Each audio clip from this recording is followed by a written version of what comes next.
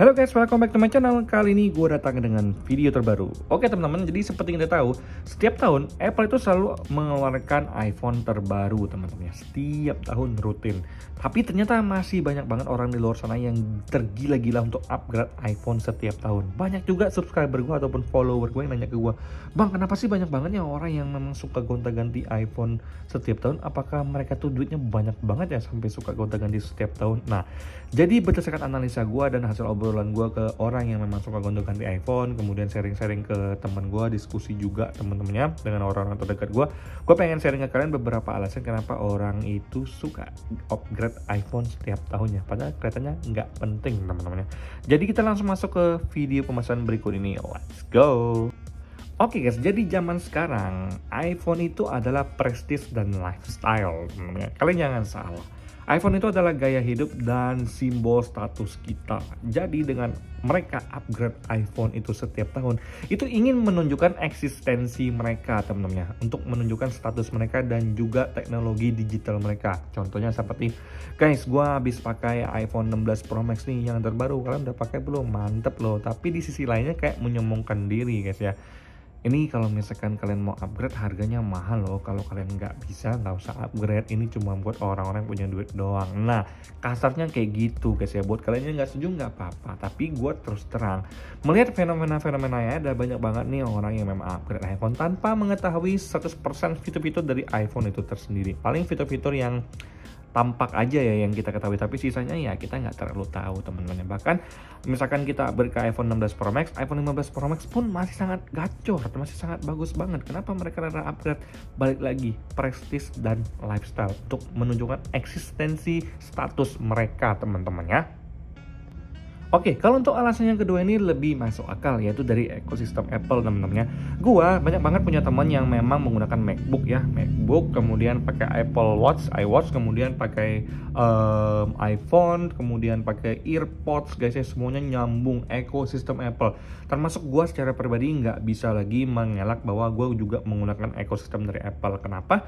Menurut gua secara pribadi dengan menggunakan dengan menggunakan ekosistem dari Apple, kita saling terhubung antara iPhone, antara MacBook. Ini gue pakai iCloud yang sama, jadi langsung nyambung aja. Foto-foto gue yang ada di iPhone juga ada di MacBook gue teman-teman. Terus pengen ngedit di MacBook gue tinggal airdrop aja dari iPhone ke MacBook gue. Kemudian kalau misalkan pengen lihat notifikasi lagi lari-lari, kalau kalian pakai iWatch, kalian tinggal lihat aja dan langsung kelihatan notifikasinya teman-teman. Hal ini sebenarnya kalau misalkan digunakan dengan tepat itu bisa memudahkan kehidupan kita sehari-hari. Karena kita nggak butuh lagi untuk repot kalau misalkan kita ketinggalan satu device kita, misalkan kita ketinggalan MacBook kita bisa mengakses lewat iPhone. Sebaliknya kalau misalkan kita nggak bisa akses iPhone kita bisa mengaksesnya lewat MacBook kita, ataupun pakai iPad. Jadi MacBook, iPad, kemudian ada yang namanya iWatch dan iPhone. Wah, itu adalah suatu ekosistem yang memang sengaja dibentuk oleh Apple untuk mengikat kita sehingga kita nggak lari kemana-mana. Untuk alasan yang kedua ini, banyak juga loh orang yang memang sangat menggunakan ekosistem dari Apple ini dengan maksimal. Kalau gue secara pribadi lumayan sangat menikmati ekosistem ini. Kalau kalian gimana guys? Menikmati atau bahkan kalian sama sekali tidak menggunakan ekosistem dari Apple ini teman-teman? Oke, untuk alasan yang ketiga nih dari sisi fotografi alias kamera teman-temannya. Gue akui Apple itu sangat pandai banget memainkan emosi usersnya teman-temannya. Jadi setiap tahun itu dari yang gue notice, hasil kamera di iPhone itu teman-temannya, walaupun upgrade-nya itu cuma minim, tapi hasilnya berdampak signifikan teman-temannya. Jadi yang kita rasakan adalah setiap tahun kualitas video dan kamera di iPhone itu semakin bertambah pelan-pelan teman-teman. Tentunya hal ini membuat user iPhone itu berbondong-bondong untuk rela upgrade iPhone demi menikmati fitur kamera yang terbaru yang katanya bagus banget ya. Contohnya seperti iPhone 16. Ini gua ada kejewel di Singapura, gua sempet tag ya video tentang iPhone 16. Kalian bisa lihat aja di sini gimana gua mainin tombol untuk capture kamera button di iPhone 16 teman-temannya.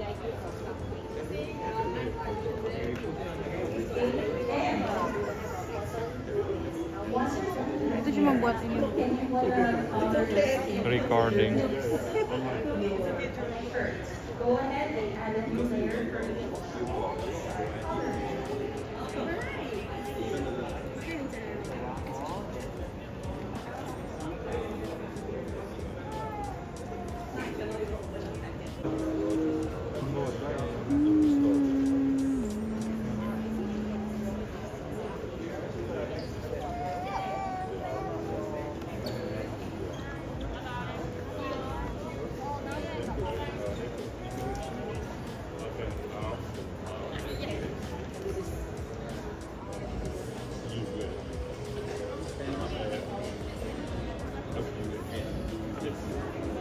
kamera button di iPhone 16 teman-temannya.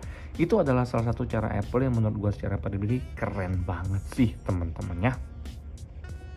Oke, dan yang terakhir adalah dukungan jangka panjang yang tinggi, yang jauh alias lama dari Apple. Kemudian juga dari sisi nilai jualnya yang masih oke teman-temannya.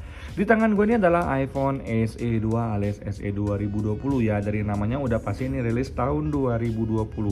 Udah 5 tahun umurnya bentar lagi teman-temannya. Tapi kalian jangan salah. Kita cek untuk dari sisi iOS-nya. Di sini kalian bisa lihat sendiri kalau untuk iOS-nya di sini running di yang terbaru yaitu 18.1. Kalian bayangkan iPhone dengan usia yang udah hampir 5 tahun tapi bisa mendapatkan iOS terbaru yaitu 18.4.1. Wow. Ini adalah salah satu hal yang bikin orang itu tetap berbondong-bondong untuk upgrade iPhone setiap tahunnya, karena dengan sering upgrade setiap tahun berarti dukungan dari Apple itu semakin lama. Ya, menurut gua secara pribadi iPhone itu bagusnya dipakai 4-5 tahun sih. Kalau misalkan kita upgrade-nya setiap tahun, gua rasa nggak terlalu berguna juga teman-temannya. Tapi jangan salah, justru ini adalah salah satu alasan orang kenapa suka upgrade iPhone tiap tahun, karena dukungannya jangka panjang dan nilai jualnya yang masih tinggi. Jadi semakin kita upgrade iPhone setiap tahun, kalau kita pengen jual lagi harganya tuh masih tinggi dan iOS-nya tuh masih yang terbaru teman-temannya. Nah, di iPhone SE 2020 gua ini sebenarnya masih bagus banget dan harganya di angka 3 jutaan loh teman-teman. Ini adalah XI box teman-teman. Jadi kalau untuk sinyalnya resmi, so far menurut gua secara pribadi, iPhone itu memang mendapatkan tempat di hati gua secara pribadi kalau untuk urusan second. Harga secondnya tuh masih oke loh teman-teman. Harga jual baliknya juga masih oke, tidak sampai turun sejelek itu teman-teman ya. Oke, jadi meskipun iPhone lama kalian mesti bagus, tapi karena kombinasi dari gaya hidup, simbol status, dan juga teknologi itu mengakibatkan orang itu rela untuk berbondong-bondong upgrade iPhone setiap tahunnya. Berasa kayak, aduh jangan sampai ketinggalan update deh, fear of missing out ya, FOMO ya, itu fear of missing out lah gitu teman-temannya. Ya intinya gitu deh, takut ketinggalan hal yang terbaru. Nah jadi menurut gue secara pribadi itu semua gue kembalikan ke kalian. Kalian punya duit, gas. Kalian nggak punya duit, ya jangan. Nah kalian tim yang suka upgrade setiap tahun atau kalian yang pakai iPhone kalian sampai rusak? Coba kalian komen di kolom komentar gue dan jangan lupa subscribe ya biar gue semakin semangat untuk bikin konten-konten terbaru buat kalian. Sampai jumpa di video selanjutnya. Semoga kalian semua dalam keadaan sehat. Bye bye guys.